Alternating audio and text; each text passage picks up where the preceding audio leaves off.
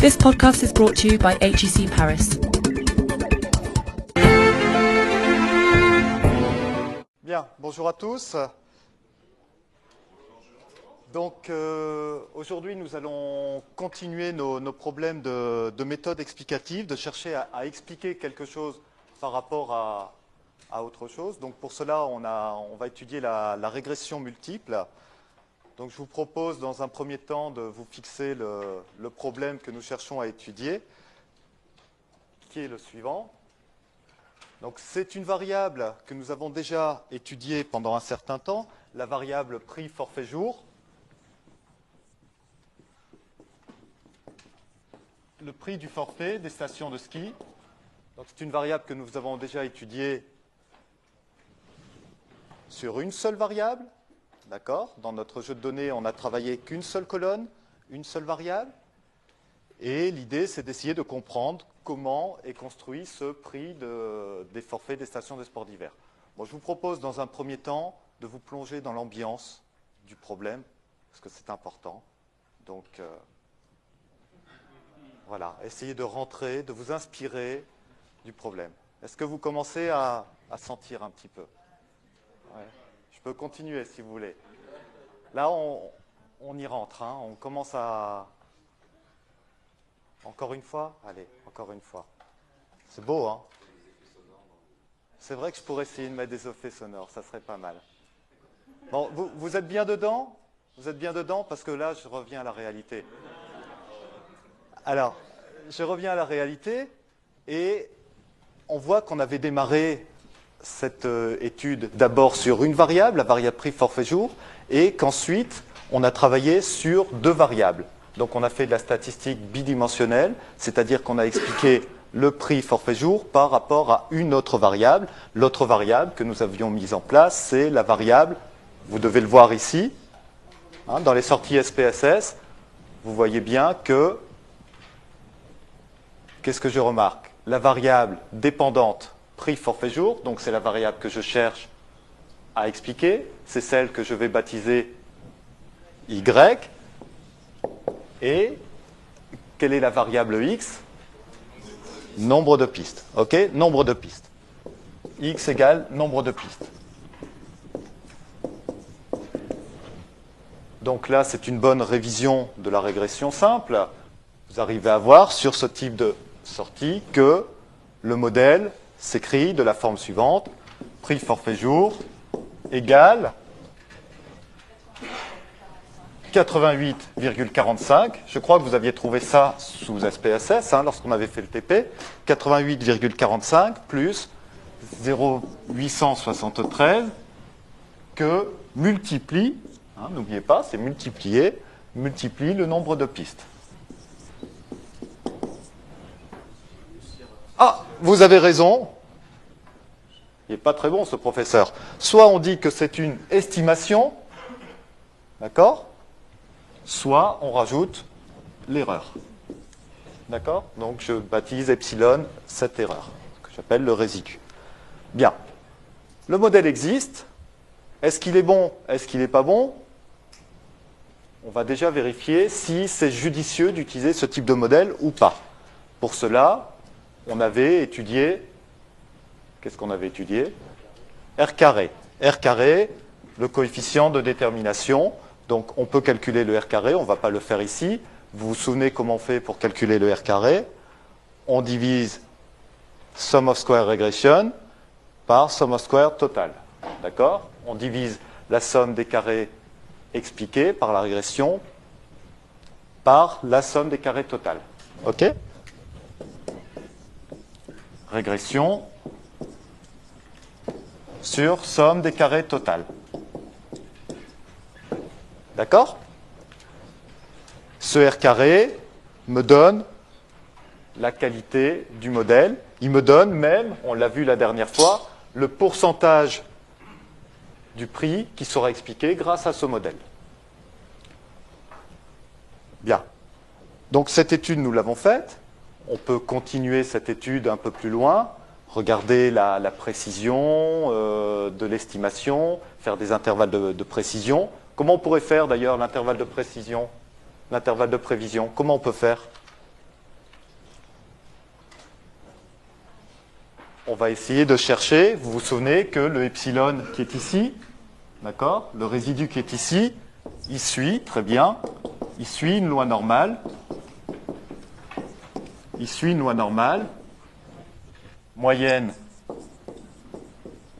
0, écart type sigma. Ce sigma, je ne le connais pas.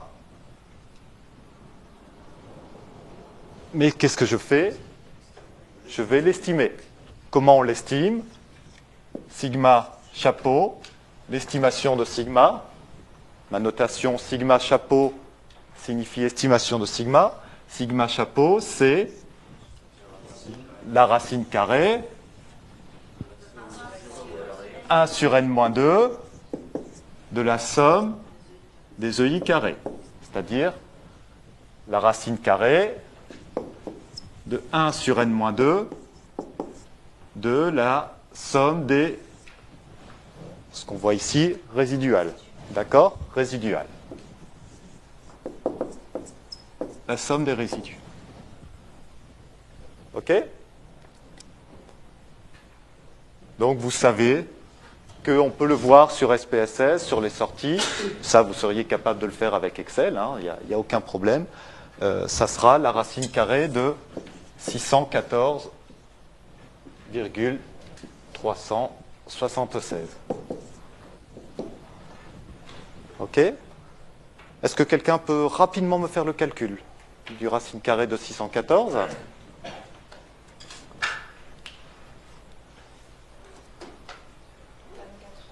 « 24,78. Merci. 24,78.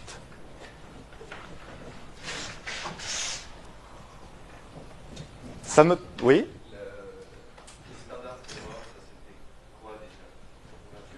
Je dis que je ne savais pas. D'accord? Aujourd'hui, je ne sais pas. Ok? Je pourrais vous donner l'explication dans un autre cours. Je le ferai d'ailleurs prochainement. Pour l'instant, je ne sais pas. D'accord? Là, par contre, c'est le standard d'erreur qui n'apparaît pas ici. C'est le standard d'erreur résiduel. D'accord? C'est l'écart type résiduel. C'est l'écart type du résidu. Les écarts types qui sont ici sont les écarts types liés au coefficient. Pour l'instant, ça ne nous importe pas.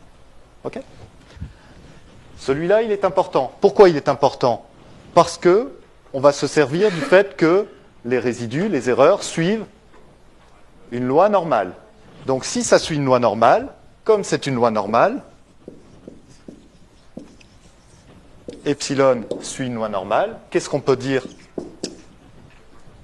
95% des erreurs sont dans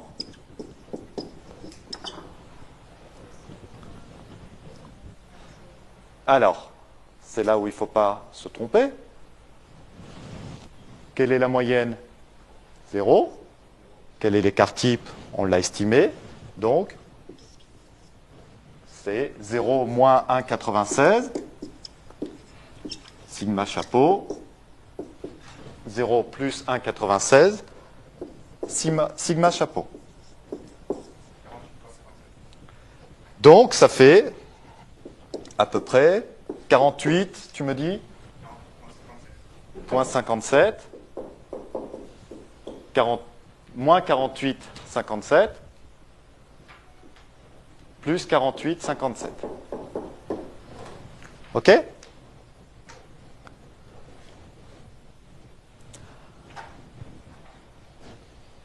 Qu'est-ce que ça veut dire sur ce modèle?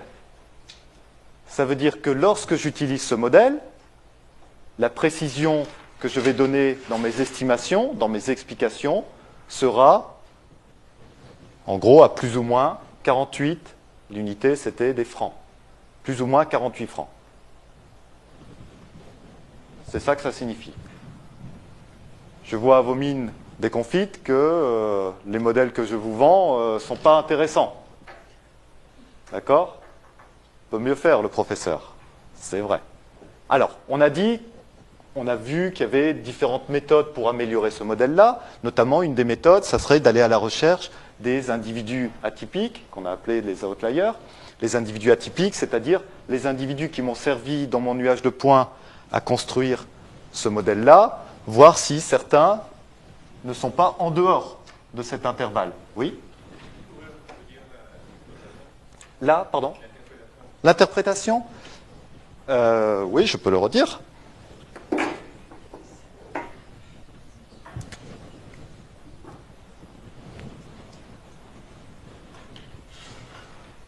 Tiens, qui a envie de le dire avec ces mots? Qui a envie d'essayer de dire ce qu'il a compris? Puisque moi, je le dis souvent. Qu'est-ce que vous comprenez à ça?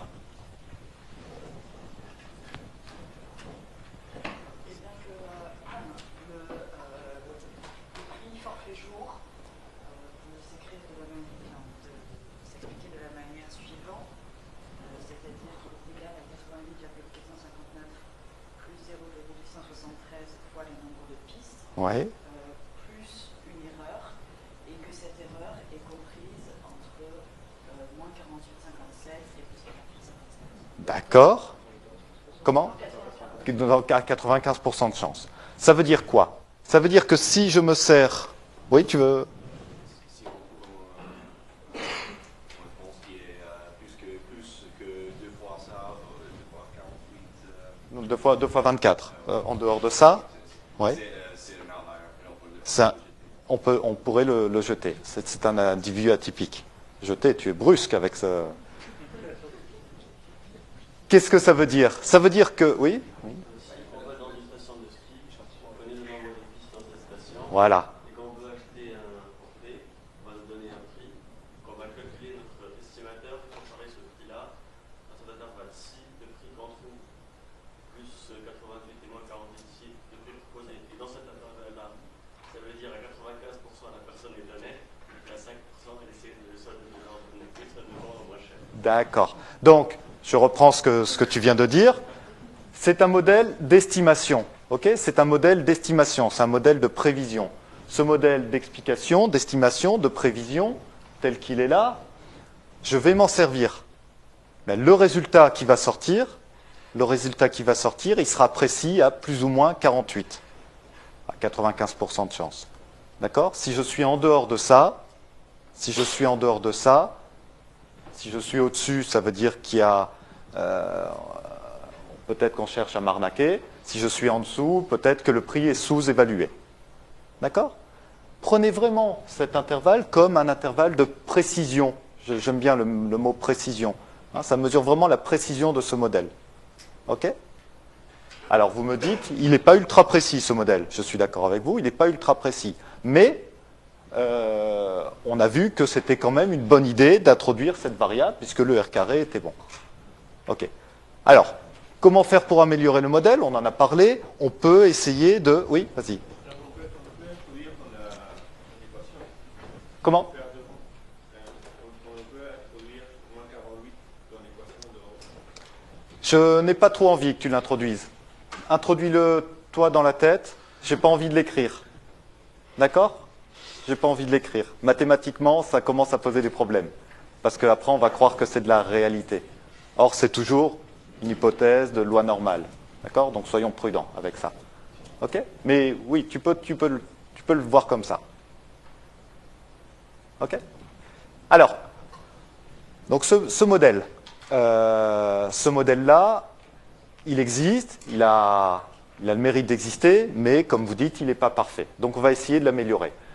On peut éliminer certains individus atypiques. Qu'est-ce que ça va faire si on élimine certains individus atypiques? Ça va nous faire diminuer ce terme-là, puisqu'en fait, on va retirer les EI qui sont forts, qui sont importants. Donc, ça va diminuer ce terme-là. Donc, ça va diminuer le sigma chapeau. Donc, ça va diminuer cet intervalle-là, OK, de précision. C'est une première méthode. Deuxième méthode, deuxième problème que vous avez soulevé X fois, c'est le suivant. Tiens, j'avais calculé le R. Vous voyez sur ce transparent que donc le R carré, le R est plutôt bon. Hein, le R carré et le R sont plutôt bons. Et on voit sur Standard Error V-Estimate, vous l'avez demandé tout à l'heure, c'est là où on voit le sigma chapeau. Bon, maintenant, c'est bien parce que c'est SPSS. Peut-être que vous aurez un autre logiciel qui ne va pas vous donner ça. C'est pour ça qu'il faut connaître les formules. D'accord ? Bien. Donc vous m'avez dit, peut-être que pour améliorer le modèle, on peut utiliser d'autres critères. D'accord ? Il existe peut-être d'autres critères pour améliorer, pour expliquer le prix forfait jour. D'accord ?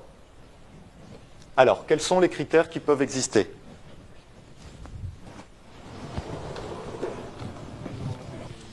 Comment ? Le nombre de remontées mécaniques, par exemple. Excuse-moi ? Ah, le jour où nous sommes, effectivement. Donc ça... Sauf que souvent, le prix du forfait, il est fixé pareil pour tous les jours. Enfin, ça dépend. Maintenant, on commence à faire des forfaits. Effectivement, il y a des forfaits week-end. L'altitude de la station, qui permet d'imaginer l'enneigement. La région, éventuellement. Le type de piste. Il y a des pistes rouges, des pistes bleues, des pistes vertes. Bon, il peut y avoir tout un paquet de critères. Alors, on utilise quoi ? Soit on fait une démarche où on va chercher les critères, soit on utilise ce qu'on a. Moi, je vous donne ce que j'ai en réserve. Je dispose de tous les critères suivants. Alors, je vais les écrire. Je dispose de tous les critères suivants. Premier critère, X1, c'est l'altitude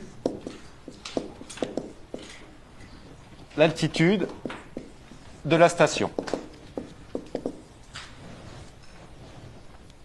Deuxième critère que j'ai en réserve, c'est le nombre de remontées mécaniques.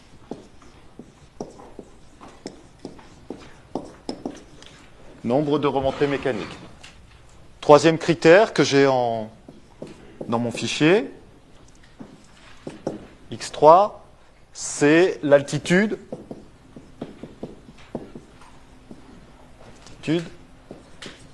au sommet des pistes.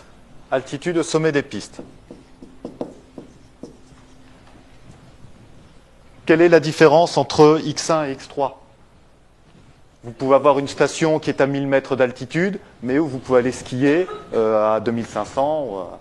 D'accord ? Donc ça peut être un critère différent. X1 ou X3 sont peut-être des critères différents. Le nombre de pistes, on l'avait.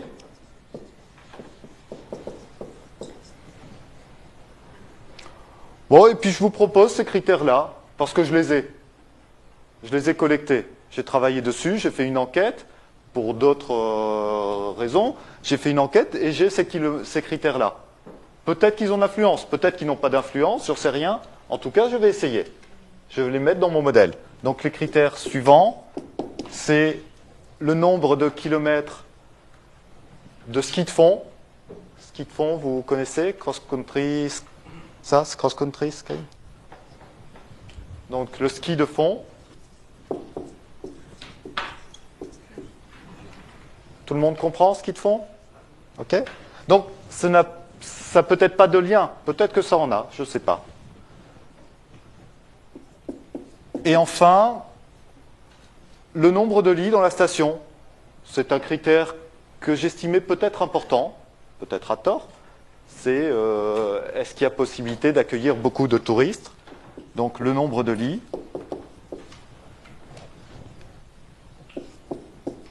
Et un critère un petit peu différent, c'est le nombre d'hôtels.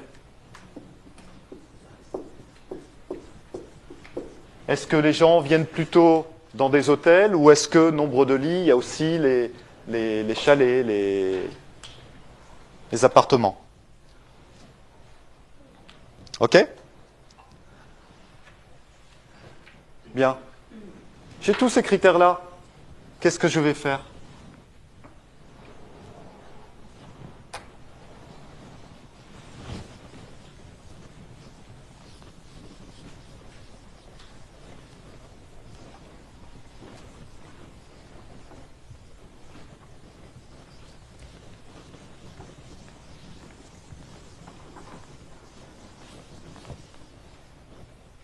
Avec tous ces critères, je vais me poser exactement le même problème qu'en régression simple. Tout ce qu'on a vu en régression simple, ça va marcher ici également. Qu'est-ce qu'on va faire?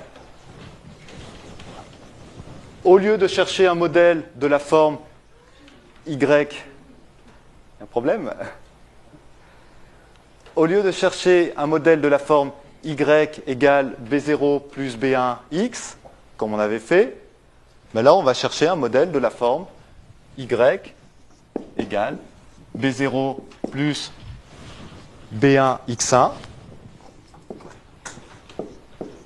plus B2 X2 plus B3 X3, ainsi de suite.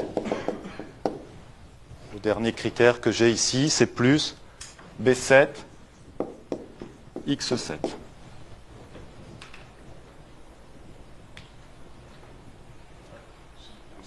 Ah oui, chapeau ou epsilon.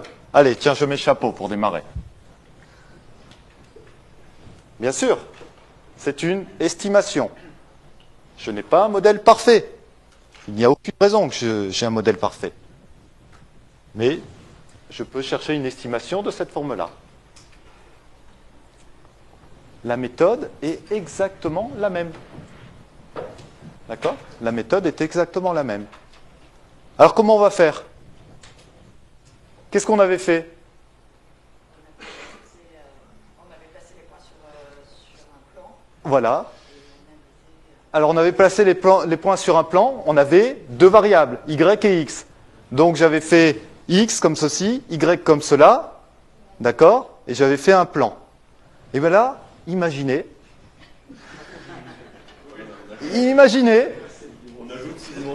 on ajoute 6 dimensions, c'est exactement pareil. Imaginez que j'en ai deux variables explicatives. Comment je vais faire? Je vais avoir x1 ici, x2 là, et y en haut, par exemple. D'accord? Si je rajoute x3, ça veut dire que je rentre dans la 4e dimension. Ça, on sait à peu près faire, la 4e dimension. C'est le temps, en général. Bon, avec x4, c'est plus compliqué, on est dans la 5e dimension. Mais ce n'est pas un problème. C'est exactement la même chose. Imaginez que vous ayez votre petit dessin, votre petit nuage de points qui se balade. Là, au lieu d'être sur un plan, il est dans un espace à combien de dimensions? 8, d'accord? Parce que j'ai 8 variables. D'accord? 8 variables. Bon, ben, j'ai fait mon dessin à 8 dimensions. Alors, je vais vous le montrer juste après. Pour cela, effectivement, tu as raison, Anne. Alors, ne notez pas ça. D'accord? Ça fait peur. Ne notez pas. Mais le résultat, on va l'obtenir en mettant en place, Anne, tu as dit le mot, des matrices. Effectivement, j'ai des matrices, des vecteurs.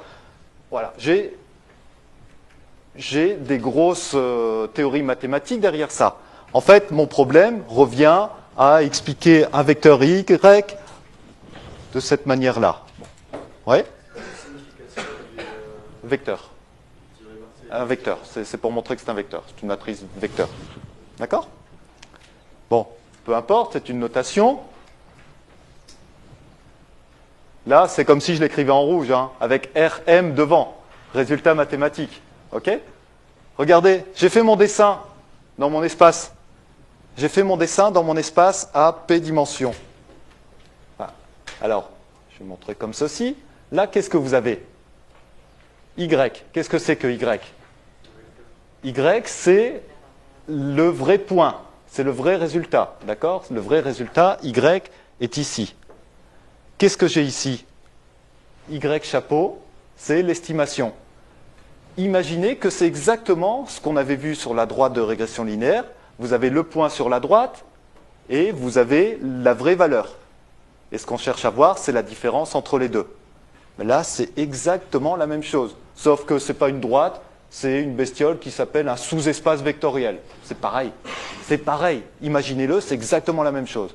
Donc, qu'est-ce que j'ai? J'ai la vraie valeur et j'ai la valeur qui est donnée par le modèle. OK? Facile. Bon. Eh bien, 5 lignes de calcul mathématique dont vous vous moquez totalement.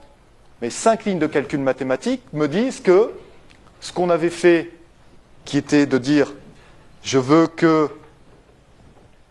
je veux que la différence entre y et y chapeau soit le plus petit possible, pour tous les points. Qu'est-ce que ça veut dire la différence entre y et y chapeau le plus petit possible? Les erreurs les plus petites possibles. Qu'est-ce que c'est que les erreurs? Vous l'avez en haut du transparent. La somme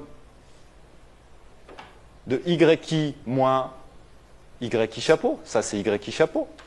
D'accord? Tout le monde comprend? Au carré est la plus petite possible. Rendre des carrés les plus petits possibles, ça s'appelle comment? Méthode des moindres carrés. C'est encore une fois une méthode des moindres carrés. D'accord? Je suis à toi tout de suite. C'est encore une fois une méthode des moindres carrés. Comprenez que cette méthode des moindres carrés, ce qu'il faut retenir, c'est que on trouvera,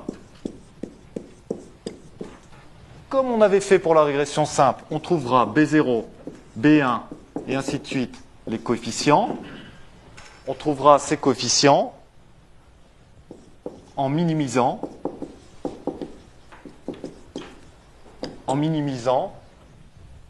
la somme des yi moins yi chapeau au carré. Donc méthode des moindres carrés.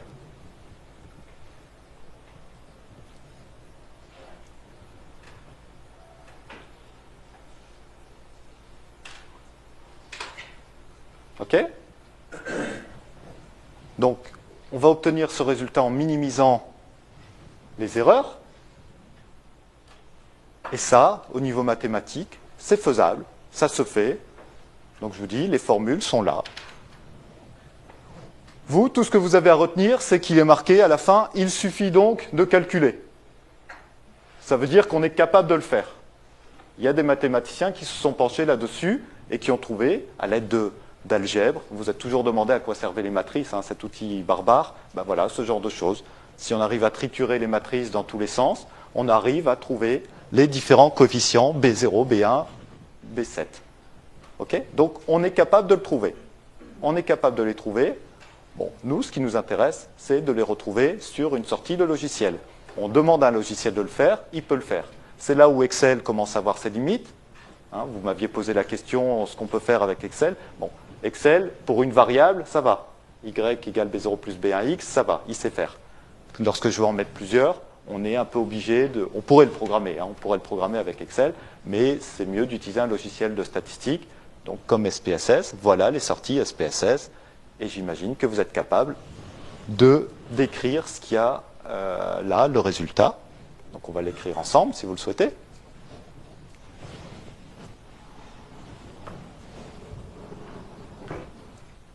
Est-ce que tout le monde voit cette sortie SPSS? Je suis sûr que vous êtes capable de l'interpréter, de la comprendre. Pourquoi je suis capable de la comprendre? Qu'est-ce que je vois? Pardon. Qu'est-ce que je vois? Variable dépendante. C'est le prix forfait jour, donc c'est bien le Y. D'accord? C'est bien le Y qui sera ici. Le Y est là. Et voilà mes différentes, pardon, sensible, voilà les différentes variables explicatives. OK? Donc, qu'est-ce que sera mon modèle? De manière très simple. Y égale Y chapeau, d'accord? Donc Y chapeau, donc prix forfait jour chapeau. D'accord? Prix forfait jour chapeau égale. Alors 52,646. Ça, c'est la constante, c'est le B0.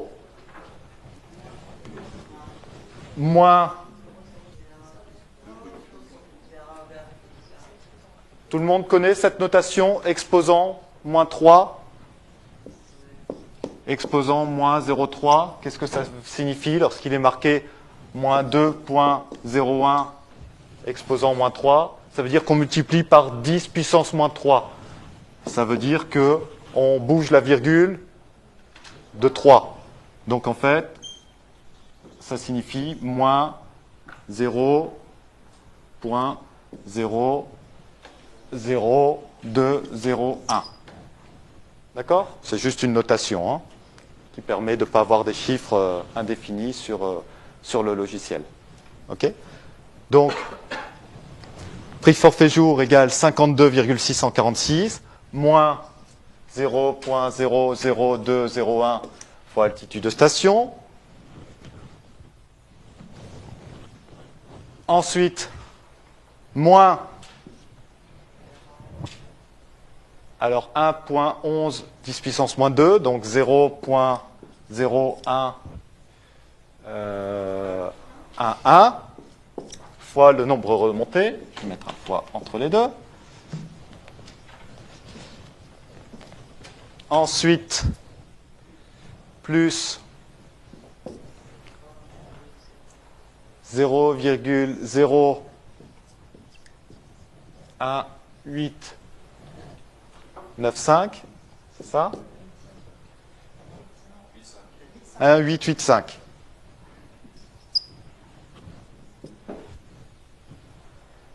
Après,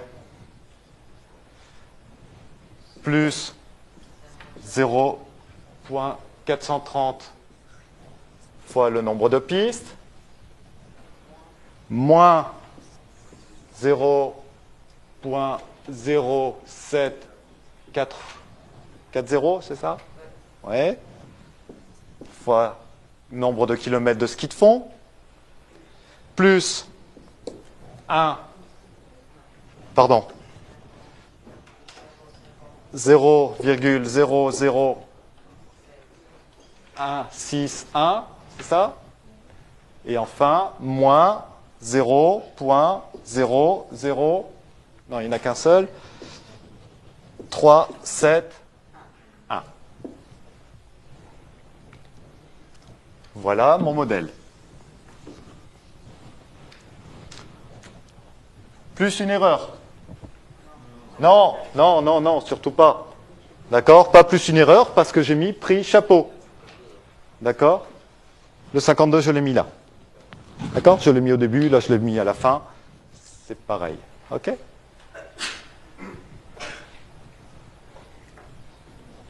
Voilà, donc là, j'ai un modèle. J'ai un autre modèle. OK? J'ai un autre modèle. Pardon.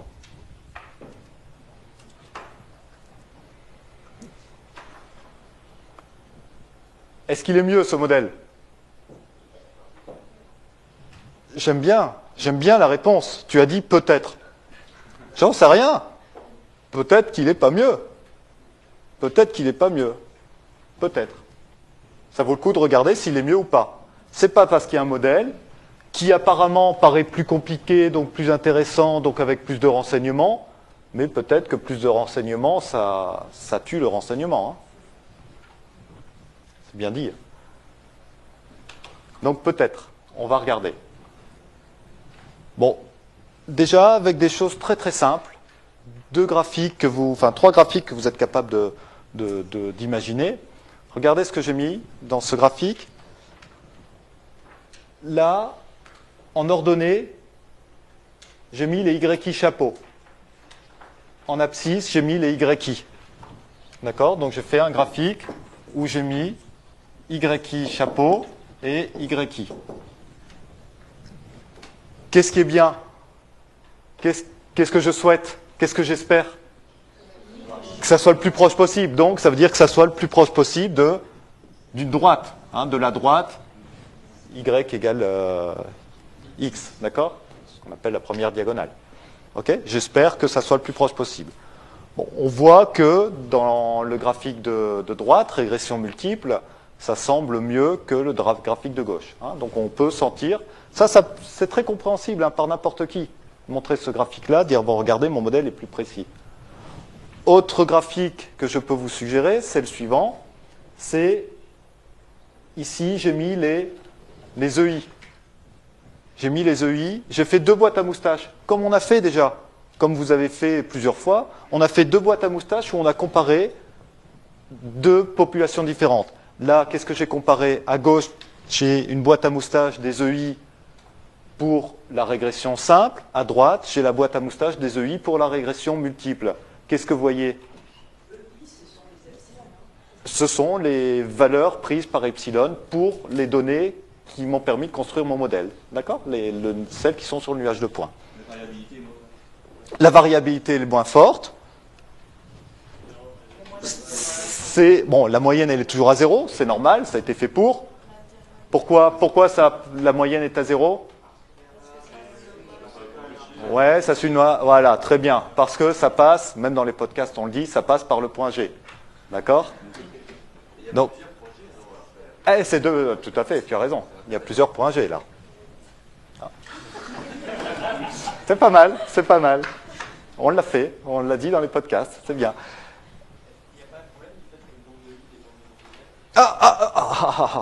Là, tu commences à soulever des gros problèmes.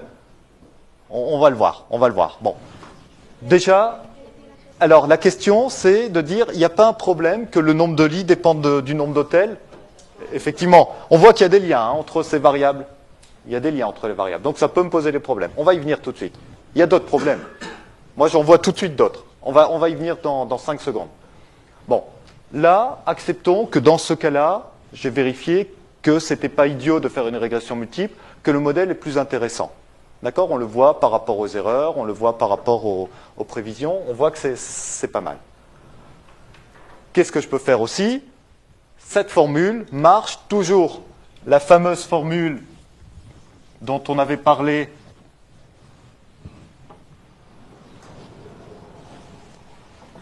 qui était la formule de décomposition totale.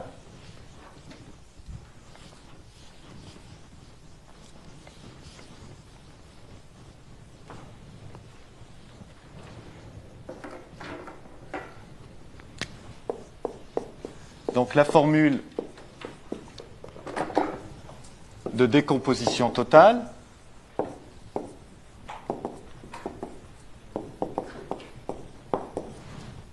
vous en souvenez de cette formule? Qu'est-ce que je décompose? Je décompose la variance du prix. Somme de YI moins Y bar au carré, c'est égal à la somme de YI chapeau moins Y bar carré plus la somme de YI moins YI chapeau au carré.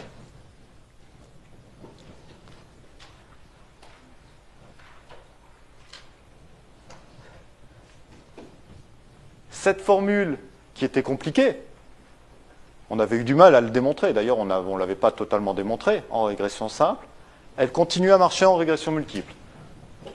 Maintenant, ce n'est pas toujours vrai, c'est un résultat mathématique, c'est vrai parce qu'on a utilisé la méthode des moindres carrés.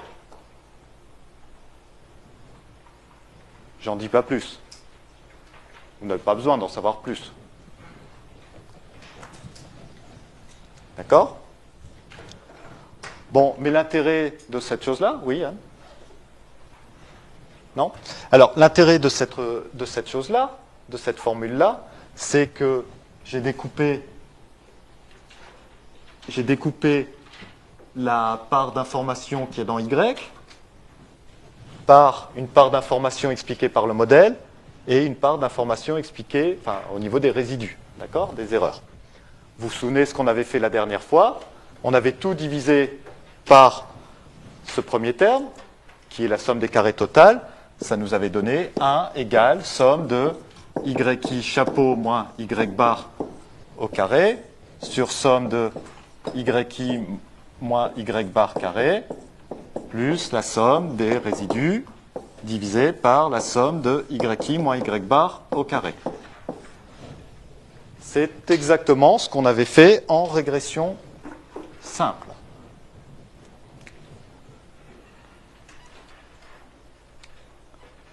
OK?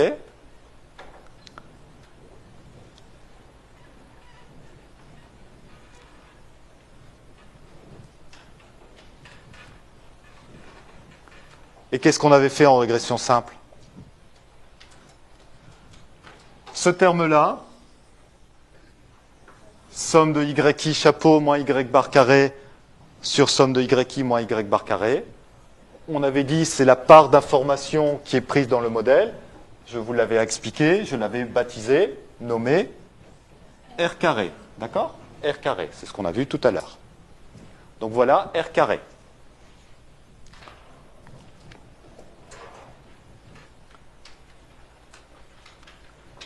Est-ce que quelqu'un peut me faire rapidement le calcul du R carré ici?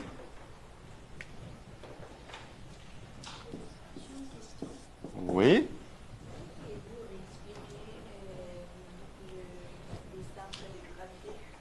Le centre de gravité? Pourquoi la moyenne égale à 0? Alors, pourquoi la moyenne est égale à 0?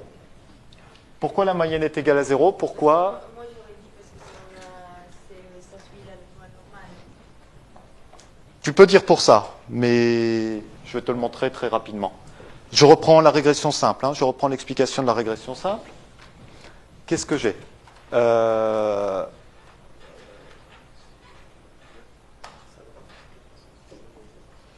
X bar, Y bar, voilà mon centre de gravité.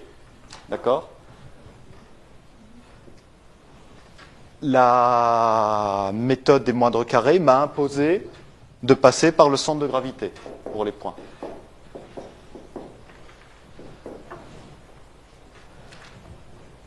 Tu te souviens que il y avait un point et une pente.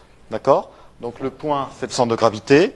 La droite, on impose de passer par ce point-là. La pente, elle était fixée, c'était covariance sur variance. D'accord? Imagine que je garde exactement la même pente. Je garde exactement la même pente, mais que je ne passe pas par ce point-là. Exactement la même pente. Mais je ne passe pas par ce point-là, je suis un petit peu plus décalé. Imagine que je sois comme ça. Qu'est-ce qui va se passer? Toutes les erreurs vont être augmentées. Là, l'erreur, elle valait ça. Ici, l'erreur, elle va être augmentée de cette différence ici. La différence qui est entre là et là. D'accord? Donc toutes les erreurs vont être décalées. Le fait d'arriver au centre de gravité, ça veut dire que je ramène les erreurs avec une moyenne nulle. Une moyenne égale à 0. Avec une moyenne égale à 0. C'est ça que ça signifie. Les coordonnées des G, c'est X bar Et X bar et Y bar. Ils sont fixés. Voilà. Donc c'est ça qui me permet de dire que c'est de moyenne 0. OK? En plus, comme je vous dis que c'est une loi normale, voilà, c'est une loi normale de moyenne 0. Mais ça pourrait être une... Si je prenais cette droite bleue, ça serait une loi normale de moyenne, je ne sais pas, la distance qui est là. D'accord? De rien. Alors, il y en a qui ont profité pour calculer le R carré. Combien vous avez trouvé? 0,81. Tout le monde a bien vu comment on pouvait calculer le 0,81, comment ils ont calculé le R carré. On a fait sum of square regression que vous trouvez dans le transparent. Sum of square regression, donc 11 30, 65, qu'on divise par total, 13, 98. Et ainsi de suite. OK? Oui? Justement, vas-y. C'est ta question? Alors, essaye d'interpréter de la même manière. Ouais. En disant que le prix du forfait jour.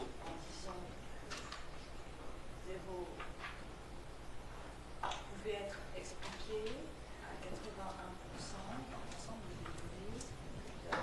Totalement. Donc, on avait dit ça, on avait dit R carré % du prix est expliqué par ce modèle-là. D'accord? Là, c'est exactement pareil. Tu vas dire exactement pareil. 81%, c'est la question qui est marquée sur le transparent. 81% du prix. Alors quand je dis 81% du prix, je préférerais dire 81% de l'information comprise dans le prix. Reprenez mon image du gâteau. D'accord? Imaginez que le prix, ça soit un gâteau.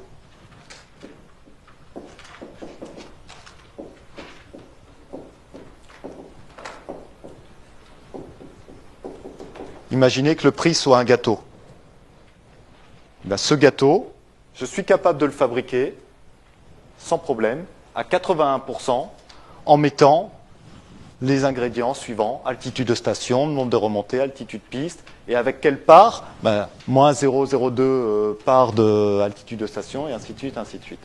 D'accord? Donc 81% pardon, de l'information du prix est expliquée par ce modèle.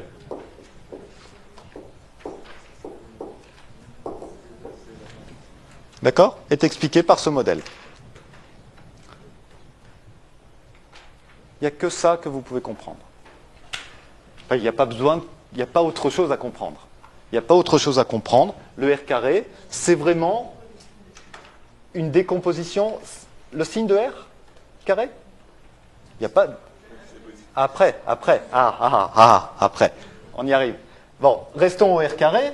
Le R carré, c'est bien une décomposition de la variance. Regardez ce qui est marqué sur SPSS, analyse of variance. D'accord? ANOVA. ANOVA, ça veut dire que je décompose la variance. Et souvenez-vous, le tout premier cours que nous avons eu ensemble, qu'est-ce que c'est que la variance? La variance, c'est l'information. Hein, c'est l'information, c'est la dispersion, c'est ce qui fait que nous sommes tous différents. OK? Oui. Vas-y. Dans le cas de la régression simple, on avait une seule variable. On ne pouvait pas la supprimer. Ouais. Si on a plusieurs variables, et peut-être que certaines variables n'ont pas de poids. Ah, on va y arriver après. On va y arriver après, ouais. C'est un peu la même question. Alors, on voit qu'il y a des variables qui ont des liens entre elles, donc peut-être qu'il y a confrontation de l'information, peut-être qu'il y a destruction de l'information, peut-être qu'il y a surinformation, peut-être. Oui. Les 19% qui restent, ils sont où? Ils sont là. Là, j'ai 81%. Les 19% qui restent, ils sont là. Qu'est-ce qu'il y a là dans la dernière partie de ma formule de décomposition totale? Les résidus. C'est du résidu. C'est du résidu. D'accord? On peut l'appeler comme ça. C'est du résidu. OK?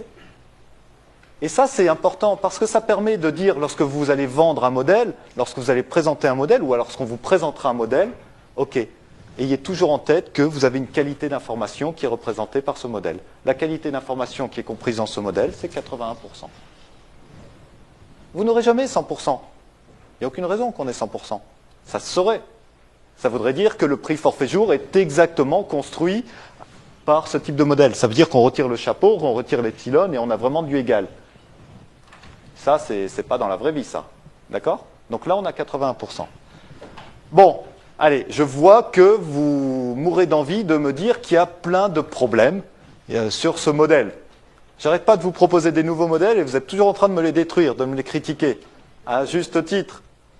Bon, il y a plein de problèmes. Alors, allez-y, prenez les micros et dites-moi tous les problèmes que vous pouvez soulever. Oui? Vous pouvez lui faire passer le micro, qu'elle nous raconte ce qu'elle soulève comme problème.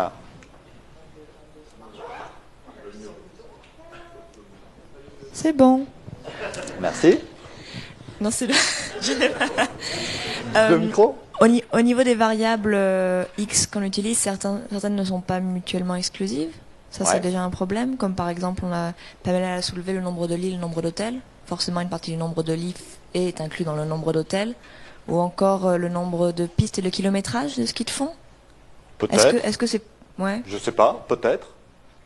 Et c'est le problème un des multiples problèmes que je vois. Donc, qui veut le micro?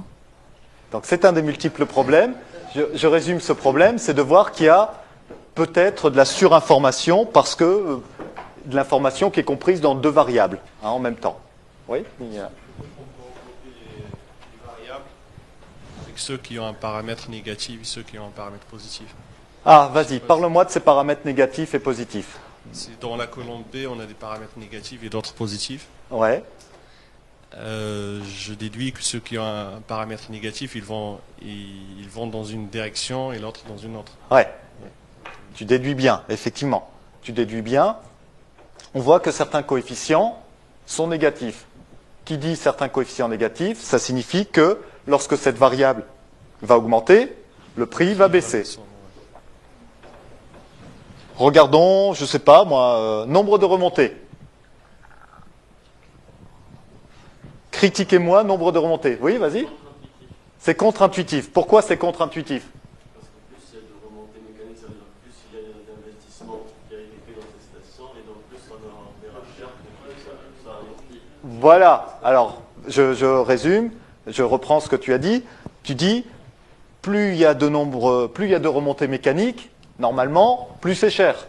Plus il y a eu d'investissement, donc plus c'est cher. Or, qu'est-ce qu'on voit? Le fait qu'il y ait un signe moins, ici devant nombre remonté, on voit qu'il y a un signe moins, d'accord? Le fait qu'il y ait un signe moins devant nombre remonté, ça signifie que plus il y a de remontées, plus le prix va baisser. Et donc, tu me dis, c'est pas naturel, c'est pas normal, c'est contre-intuitif. Oui? On s'aperçoit que les variables qui sont liées ont des signes opposés. Par exemple, quand on prend l'altitude de la station qui correspondrait à l'altitude des pistes, on voit qu'il y a un plus et un moins. D'accord. L'altitude de station et l'altitude des pistes, il y a un plus et un moins. Pareil pour le nombre de lits et le nombre d'hôtels. Nombre de lits, nombre d'hôtels. Et peut-être Et le nombre de remontées. nombre de remontées, nombre de pistes. Peut-être qu'elles se compensent, peut-être que justement il y a de la perturbation dans l'interaction, dans le lien qu'il y a entre les deux. Peut-être, effectivement. Oui? Prends le micro.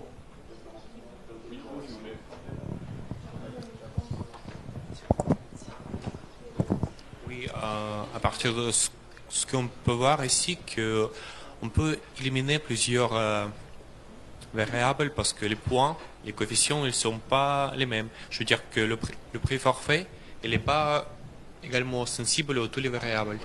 Alors ça, c'est une autre remarque très très très importante.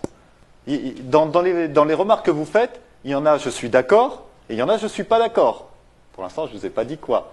Là, tu me dis, je vois que, par exemple, nombre de pistes, c'est plus important que nombre de remontées ou altitude de piste ou altitude de station, parce que le poids du coefficient est plus important. Oui? Oui ou non? Ben non. Pourquoi ben non? Si on prend enfin, je ne pense pas, je vais dire non, c'est un peu catégorique, mais si on prend l'altitude, c'est un chiffre en 3 zéros, alors que si on prend le nombre de remontées, on sera plus avec un chiffre en deux, enfin un nombre en deux chiffres. T'es sûr que l'altitude c'est un chiffre en 3 zéros? C'est quoi un chiffre en 3 zéros? Dans les 1000 quoi. Enfin, dans les 1000. Donc, est-ce que tu es sûr c'est pour ça qu'on a... Est-ce que tu es sûr que j'ai codé mon altitude en mètres? Puisque c'est un peu ça que tu dis.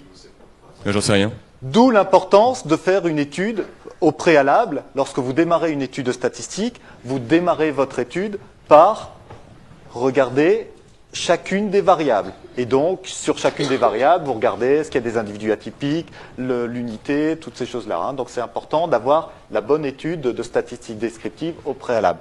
Mais tu as totalement raison, je suis d'accord avec toi. Et effectivement, je les ai codés en mètres. Je les ai codés en mètres, l'altitude de station, l'altitude de piste. Et donc, le coefficient qui est là, qui est devant altitude de station, qui est devant altitude piste, il est décalé parce que je suis en mètres. Imaginez que je change, je mets tout en kilomètres, ce coefficient va prendre beaucoup plus d'importance. Si je fais en millimètres, il n'aura plus du tout d'importance, ce coefficient en tant que tel. Donc, ça c'est une première remarque que vous devez faire, effectivement. À cause des unités,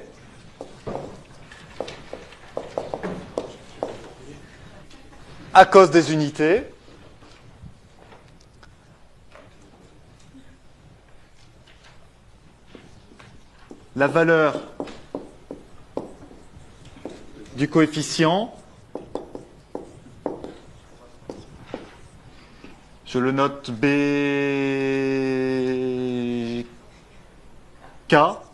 allez, BK, je crois que c'est la valeur du coefficient BK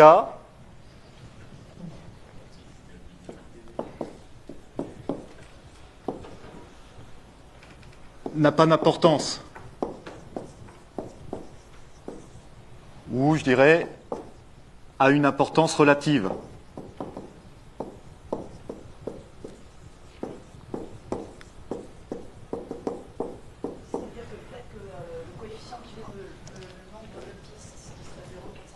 Ouais. Voilà, ça ne veut pas dire qu'on ne peut pas comparer les variables entre elles. On ne peut pas dire que la variable nombre de pistes est plus importante que les autres uniquement parce que son coefficient BK est plus important que les autres. D'accord? Ça, c'est important. Ça, c'est vraiment une première chose que vous devez vous mettre en tête.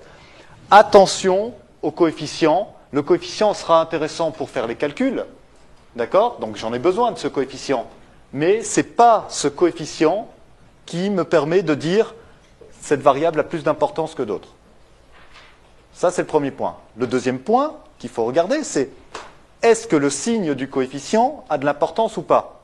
J'ai tendance à croire que oui. J'ai tendance à croire qu'effectivement, lorsqu'un coefficient est négatif, ça fait baisser le modèle. D'accord? Ça fait baisser l'estimation. Mais ce n'est pas forcément vrai. Oui, oui. Est-ce qu'on doit raisonner par groupe de variables en disant que, par exemple, si on prend le nombre de remontées, en pensant à la densité de remontées qu'il peut y avoir par piste? Alors, enfin, je sais pas là, il faut faire attention. Il faut faire attention parce que on raisonne, et ce qui est pas idiot, on raisonne en se disant, je connais un peu mes variables. Je connais un peu mes variables, je sais à quoi elles ressemblent. Je ne les connais pas forcément. Dans une étude, je ne sais pas forcément que altitude de station est liée à altitude piste. D'accord? Je ne sais pas forcément quelles sont les variables qui sont liées entre elles. Donc, il faut faire attention au raisonnement qu'on peut avoir a priori sur les variables. Donc, on va essayer de trouver des méthodes plus mathématiques pour permettre de savoir est-ce que c'est lié ou pas. D'accord? Mais ta remarque est intéressante. Effectivement, si tu connais les variables, essaie peut-être un peu d'avoir d'influence au départ de ton étude. Oui? Si on essaye d'expliquer le prix par chacune des variables toute seule en passant par une régression simple, est-ce que l'information donnée par la régression simple peut nous aider à dire que cette variable elle explique bien le prix ou pas? Non. Et ça, c'est un danger. C'est un danger. C'est pas parce qu'une variable a beaucoup... Vous avez compris ce qui se passait. Hein. Vous l'avez compris. Vous avez compris que, par exemple, le signe qui est ici négatif pour altitude de station, le signe négatif pour altitude de station, vous me dites, il vient sûrement du fait qu'il y a altitude piste. Pourtant, je suis sûr que si je fais le lien entre, en régression simple, hein, uniquement le prix et l'altitude de la station, il y a un fort lien. J'en suis persuadé qu'il y a un coefficient de corrélation important. Je suis sûr que si dans mon modèle, je retirais altitude piste, altitude de station prendrait beaucoup plus de poids, beaucoup plus d'importance. Je suis même sûr, je me doute parce que je connais un peu les variables, que là, j'aurai un signe positif. D'accord? Donc, il faut se méfier. C'est pour ça que je parlais, lorsqu'on parlait de R carré, je disais expliqué par ce modèle. Ce n'est pas expliqué par les variables, c'est expliqué par ce modèle. C'est-à-dire ce modèle qui inclut toutes ces variables entre elles. Mais si on en retire une, ça change tout. Oui, il y avait une question là.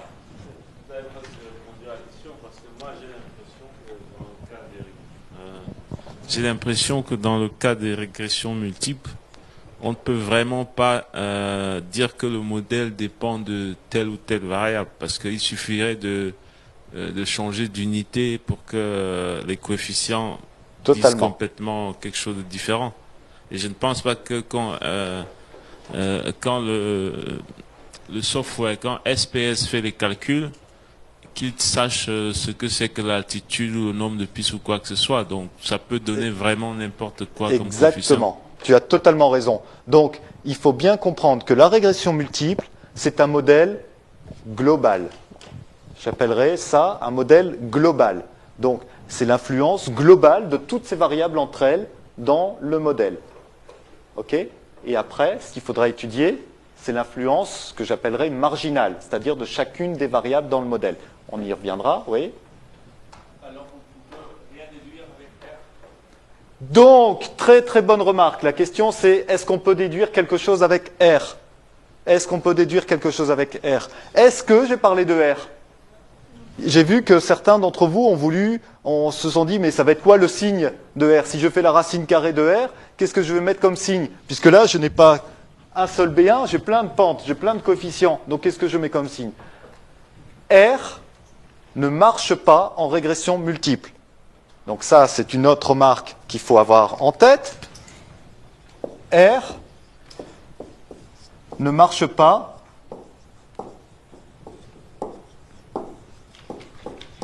en régression multiple.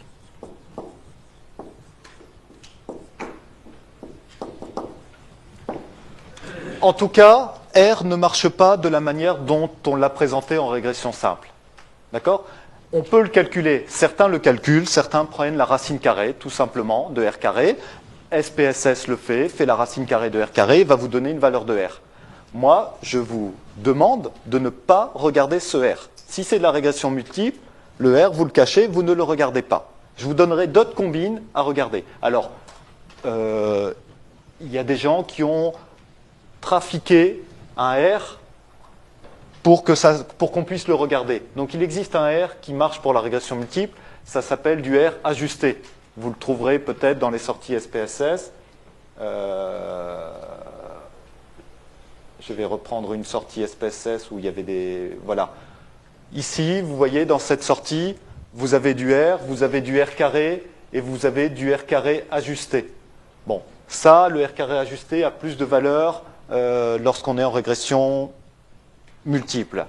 Mais je ne vais pas présenter cet ajustement, je présenterai d'autres méthodes pour mesurer la qualité du modèle. Donc, restez sur le R carré et ne parlez pas de R. Même si SPSS vous le donne, on n'en parle pas. OK? Une dernière question? Si on définit la variable aléatoire par le terme de droite, c'est-à-dire la constante plus les coefficients. OK, la constante plus les coefficients. Voilà, ouais. Ça, c'est une variable aléatoire. Elle a un coefficient de corrélation avec le prix. Ouais. Et le lien entre le coefficient de corrélation et le R. Alors, c'est exactement ça. Le coefficient de corrélation qu'il y a, ça, cette variable, c'est Y chapeau. C'est celle-là. C'est celle que j'ai écrite. C'est Y chapeau. Et j'ai Y. Quelle est la corrélation entre Y et Y chapeau? C'est le petit graphique que j'avais fait tout à l'heure en regardant est-ce que c'est sur la droite la première diagonale. Y égale X. La corrélation, c'est exactement le R carré. C'est exactement le R carré. D'accord? C'est le pourcentage c'est la décomposition de la variance. OK? Pourquoi est-ce qu'on ne peut pas... Ça reste... d'un signe de R et prendre la racine de R carré? Ça n'aura pas de... Enfin, on va utiliser des choses comme ça. Mais ça n'a pas forcément de valeur, d'intérêt en tout cas. Je vais donner d'autres choses. Bien, je voudrais conclure cette séance en disant que on est arrivé sur un problème. On est arrivé sur un problème qui dit que, méfions-nous, globalement, je sais que le modèle existe, mais est-ce que je peux interpréter le coefficient de chacune de ces variables? Non. En tout cas, manié avec précaution. On se doute qu'il y a des problèmes d'interaction entre les variables. On se doute que les signes, je ne suis pas sûr d'eux. Donc, il faudra étudier ce que j'appelle l'apport marginal de chacune des variables. Est-ce que la variable nombre de remontées, prenons l'exemple nombre de remontées, est-ce que la variable nombre de remontées a de l'importance dans le modèle, oui ou non? Ben pour ça, je vous invite à revenir la prochaine fois, vendredi prochain, pour essayer de comprendre ça. Voilà. Merci pour cette partie-là.